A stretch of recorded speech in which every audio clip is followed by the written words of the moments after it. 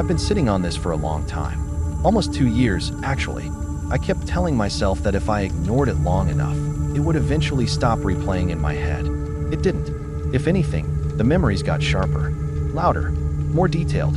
My therapist suggested I write everything down, not to publish it, just to get it out of my system. But the more I wrote, the more I realized that keeping this to myself felt worse than letting strangers judge it. At least strangers don't look at you with that half smile that says you're exaggerating. I'm not claiming anything supernatural happened. I want to be very clear about that. The police didn't. My landlord didn't. On paper, everything that happened in that apartment has a reasonable explanation. But I know I wasn't alone there.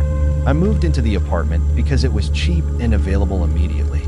Old building, concrete panels, the kind of place where the hallway lights flicker and the stairwell always smells faintly of dust and something sour. Nothing unusual for the area.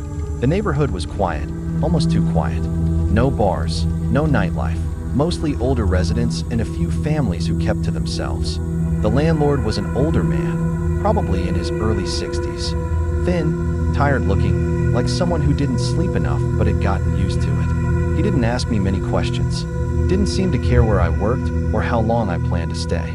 He showed me the apartment quickly, almost mechanically, pointing out the bathroom, the kitchen, the windows. Everything looked normal. A little worn, but clean. When I signed the contract and handed him the deposit, he paused at the door before leaving. He looked at me for a second longer than necessary and said, "If anything feels strange, don't focus on it. People imagine things when they're alone too much." I laughed it off. At the time, it sounded like an awkward attempt at humor. The first couple of months were uneventful. I worked from home, ordered food, barely interacted with anyone. The apartment felt quiet in a comforting way. Predictable, safe.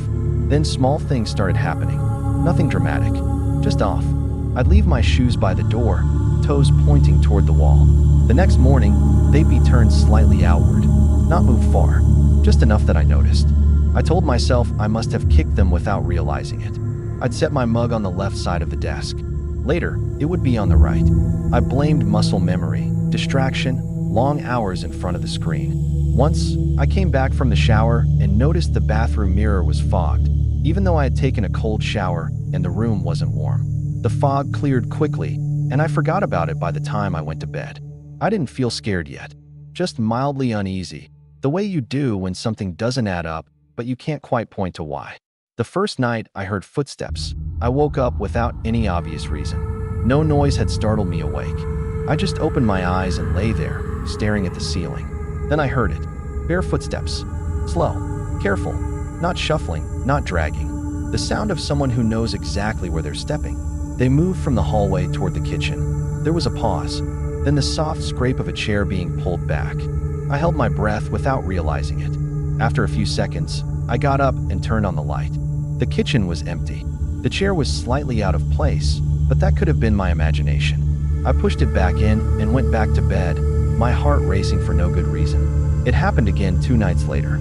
Same time, same slow steps, same pause in the kitchen. That was when I started sleeping badly. A few days after that, I noticed something written on the bathroom mirror while brushing my teeth. At first, I thought it was a smudge. Then the light hit it just right. "Don't turn on the light." The letters were faint, like they'd been traced with a finger on condensation. But the mirror was dry, completely dry. I wiped it away immediately. My hands were shaking.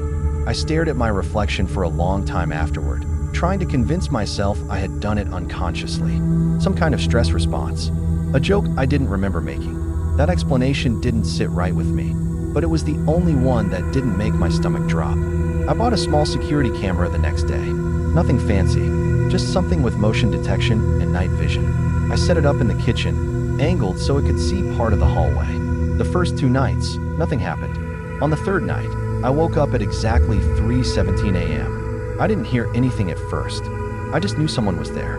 That's the only way I can describe it. The air felt occupied, heavy. Then I heard breathing, slow, controlled, close enough that I could tell it wasn't my own. I didn't move. I don't know why. Maybe some instinct kicked in. Pretend you're asleep. Don't react. In the morning, I watched the footage. At 3:16 a.m., the camera turned on. The kitchen was empty for a few seconds. Then someone stepped into frame from the hallway. It was a person, Not a shadow, not a glitch. A real human shape. Thin, wearing dark clothes. The face wasn't clear, but the head tilted slightly, like they were studying the room. Then they looked straight into the camera. They raised a finger to their lips. I had to pause the video and walk away from my laptop. I felt sick. Not panicked, sick, like my body had already accepted something my mind hadn't. That night, I experienced sleep paralysis for the first time in my life. I woke up unable to move. My chest felt heavy, like someone was pressing down on it. I could hear breathing again, closer than before. The mattress dipped near my legs. Someone sat on the bed. A voice whispered, calm and almost kind, "You sleep too deeply." When I could finally move, the room was empty. The door was locked. Nothing was missing. I went downstairs the next day and knocked on my neighbor's door. An elderly woman answered. When I mentioned my apartment number, her expression changed. She didn't ask why I wanted to know. "There's always someone living there," she said. "Just never for long." When I called the landlord, he didn't sound surprised. He asked me if I left the lights on at night. When I said no, he sighed and told me that was a mistake. Who was in my apartment? I asked. After a long pause, he said, "Someone who never really moved out." I called the police. They reviewed the footage. They checked the locks, the windows, the storage spaces. No signs of forced entry. No fingerprints that didn't belong to me. Unofficially, one of them told me I should leave. I packed during the day. That night, I slept there one last time. At 3:17 a.m., the hallway light turned on by itself. Someone stood in the doorway. It looked exactly like me. Same face, same posture, same way of standing when I was tired. "You can go now," it said. "I'll wait for the next one."